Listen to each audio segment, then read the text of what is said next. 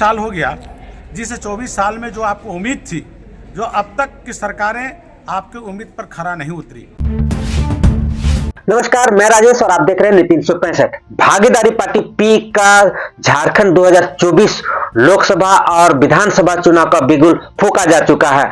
आज गोकुल धाम बोड़िया में झारखंड के 24 जिला के जिला अध्यक्ष और भागीदारी पार्टी पी के राष्ट्रीय अध्यक्ष प्रेमचंद प्रजापति उपस्थित हुए और उन्होंने कहा कि झारखंड जिस उद्देश्य से बनाया गया था वो झारखंड फल फूलकर बड़ा नहीं हुआ। जितना झारखंड में पार्टियां राज किया, उन्होंने हमेशा से झारखंड को लूटने का काम किया। हमारी पार्टी जब भी सरकार बनाएगी तो आम जनता और अंतिम व्यक्ति तक उन्हें सुविधा और उनका अधिकार और भागीदारी सुनिश्चित करेगी। अब देखना यह होगा कि झारखंड की जनता भागीदारी पार्टी की इन दावों को हाथों हाथ लेती है या फिर उन्हें भी सत्ता के लिए वेट करवाती है। अब झारखंड प्रदेश के श्याम बिहारी प्रजापति ने साफ तौर पर कहा कि झारखंडी जनता जिस हिसाब से झारखंड की सत्ता को परिवर्तन के लिए भागीदारी पार्टी पी को साथ दे रहे हैं, वहीं अब दूर नहीं, भागीदारी पार्टी पी के साथ मिलकर के सरकार बनाएंगे और जनता की उन खुशहालियों तक पहुंचाएंगे जो 24 सालों तक नसीब नहीं हो पाया। अब देखना यह होगा श्याम बिहारी प्रजापति की इन दावों को कितना जनता पसंद करती है। आइए देखते हैं क्या बोल रहे हैं भागीदारी पार्टी पी के राष्ट्रीय अध्यक्ष प्रेम प्रजापति जी और झारखंड प्रदेश के अध्यक्ष श्याम प्रजापति जी। देखें पूरा रिपोर्ट। झारखंड में भागीदारी पार्टी पी का दूसरी बार प्रादेशिक मीटिंग हुई है, लाजवाब है, क्या कहेंगे?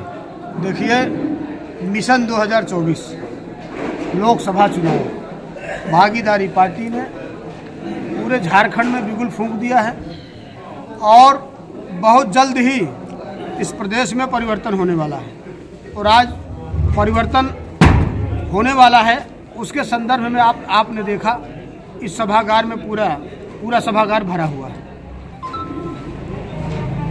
और भागीदारी पार्टी जिस दिन हम लोग यहाँ सरकार बनाएंगे उस दिन समान एवं अनिवार्य शिक्षा लागू करेंगे। जहां डीएम, कलेक्टर, मंत्री, सांसद, विधायक का बेटा पढ़ेगा, वहीं किसान, गरीब और मजदूर का भी बेटा पढ़ेगा। और यहां मतदाता पेंशन लागू करेंगे। जिसको वोट देने का राइट है, जो बेरोजगार है, रोजगार नहीं है, उसको महीने में 5,000 रुपये बेरोजगारी भत्ता भागीदारी पार्टी की सरकार बनाएंगे तो तत्काल ही लागू करेंगे।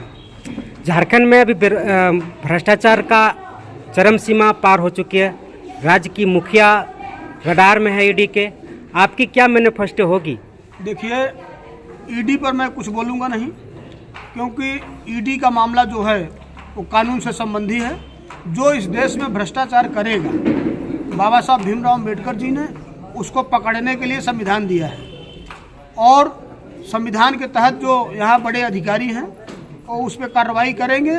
और आखिरी में जब भ्रष्टाचार चरम पर होगा, संविधान का भी अगर जब उल्लंघन होगा, तो इस देश की जनता सड़क पर उतरेगी। क्या लोकसभा चुनाव की पार्टी लड़ेगी? लोकसभा चुनाव का निर्णय उस पर काम चल रहा है। प्रदेश अध्यक्ष जी के नेतृत्व में यहाँ जगह झारखंड में कमेटी बनाई गई है, वो कमेटी निर्णय लेगी। यहाँ कई प्रत्याशी आए हुए थे जो पहले से तैयारी कर रहे हैं, उनको ध्यान में रखते हुए कमेटी यहाँ निर्णय लेगी कि कौन से लोकसभा पर किसको लड़ाना है। लेकिन भागीदारी पार्टी पूरे मजबूती के साथ झारखंड में लोकसभा का चुनाव और विधानसभा का चुनाव, दोनों चुनाव लड़ेगी। क्या मुख्य मुद्दा होंगे झारखंड के लिए? देखिए, मुद्दा मैंने बताया कि जिस तरह से गरीब किसान के पास में न तो उनके बच्चों को पढ़ने के लिए बेहतर शिक्षा है, न बेहतर स्वास्थ्य की सुविधा है, न रहने के लिए घर है। मतलब कि जो स्कूलों की हालत है, इन तमाम किसानों की जो हालत है, इन तमाम मुद्दों को लेकर भागीदारी पार्टी मैदान में है। भागीदारी पार्टी की पी के तरफ से झारखंड वासियों को क्या संदेश देंगे? देखिए, मैंने अपने संबोधन में आखिरी में बोला कि जो लोग आज इस सभागार में आए हैं वो शपथ लेकर जाएं कि पार्टी को, भागीदारी पार्टी का संगठन बूथ स्तर पे तैयार करें। देखिए, झारखंडी जनमानस, क्योंकि हम भी इसी प्रदेश में निवास करते हैं, एक लंबे अरसे से जो राजनीतिक व्यवस्था इस प्रदेश में कायम है, इस तंत्र में जो लोग आज गरीबी, फटेहाली और भ्रष्टाचार का मार झेल रही है, हम झारखंड वासियों के संदेश देना चाहेंगे कि आप बढ़ चढ़ के अपनी भागीदारी सुनिश्चित करते हुए हमारी कारवां को आप जो है सो मदद। 24 साल हो गया, जिसे 24 साल में जो आपको उम्मीद थी, जो अब तक की सरकारें आपकी उम्मीद पर खरा नहीं उतरी, तो मैं झारखंड वासियों को ये संदेश देना चाहता हूँ कि आगामी आने वाला जो समय है वो व्यवस्था परिवर्तन का दिन होगा। इस प्रदेश में भागीदारी पार्टी के नेतृत्व में एक सबल और एक सुशासित जो है सरकार की गठन होगी, और जब हम तंत्र में स्थापित होंगे तो जो भ्रष्टाचार या भय भूख का जो आज स्थिति बना हुआ इस प्रदेश में, इसको हम निपटने के लिए हर संभव जो है सो प्रयास करेंगे। और जहां समान शिक्षा की बात है, बेरोजगारी उन्मूलन की बात है, अब जल थल संबंधी विषयों पर भी बहुत सी मामले हैं। इन तमाम जो है सो ज्वलंत मुद्दों और जमीनी मुद्दों पर हम विधेयक लाके इस प्रदेश में विधानसभा के अंदर एक ऐसा सशक्त कानून बनाएंगे जिससे कि यहाँ की जनता को फायदा होगा। भागीदारी पार्टी पी कम समय में 24 जिला में अपना टीम गठन कर ली है। क्या लगता है आने वाला चुनाव में भागीदारी पार्टी पी कितना इफेक्ट डाल पाएगी जनता के बीच?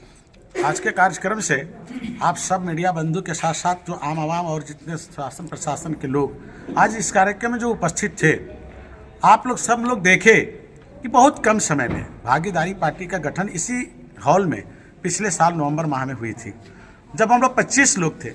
वह 25 लोग से आज पूरे प्रदेश के 24 जिला में संगठन तैयार हो गया। आप यहाँ रिकॉग्नाइज पॉलिटिकल पार्टियों का भी एक बार ध्यान दे लीजिए। हमारे यहाँ recognise political party AJSU, JMM और कांग्रेस जैसी पार्टियां हैं जो अपने बलबूते पर आज भी पूरे प्रदेश में सशक्त संगठन 24 जिला में नहीं बना पाई। इसका मतलब क्या है कि जनता का जो रुझान है वो ऐसे रिकॉग्नाइज पॉलिटिकल पार्टियों के खिलाफ है, और जनता का रुझान भागीदारी पार्टी की ओर बढ़ा है।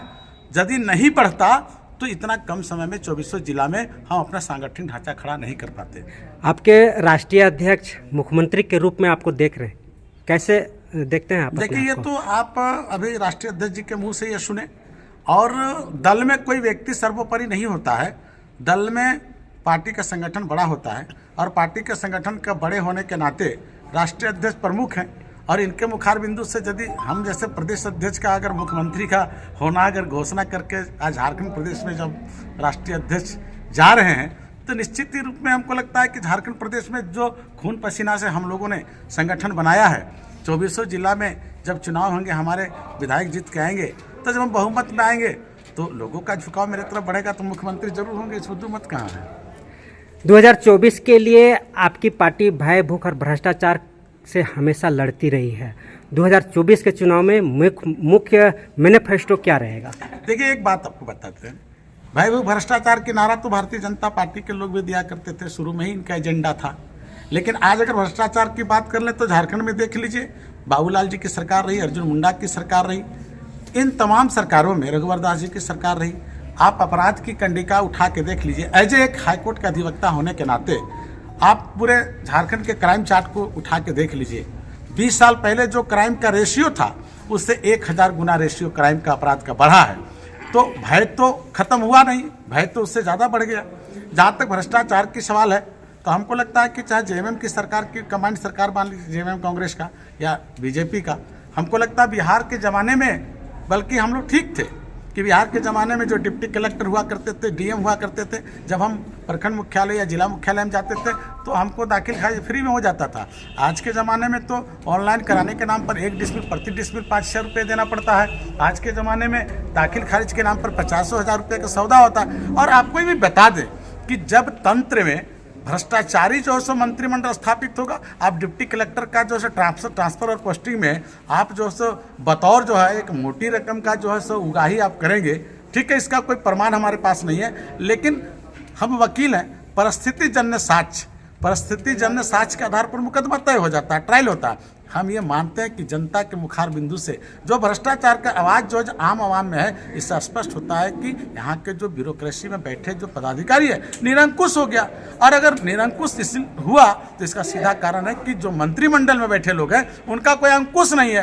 तो निश्चित रूप से आप ब्यूरोक्रेसी के लोगों के नीचे दबे हैं, तो आप रोजी रोटी करने में लगे हैं। जनता और ब्यूरोक्रेसी बेलगाम हो गया है, भ्रष्टाचार खत्म नहीं हुआ, तो भाई भूख भ्रष्टाचार। बिहार में राजनीतिक गलियारों में बहुत हलचल है, उसका झारखंड पर क्या असर पड़ने वाला है? देखिए, इस देश में अनेक प्रदेशों में परिस्थिति के अनुसार वहाँ की राजनीतिक दशा पर जो है सो चिंतन होता है।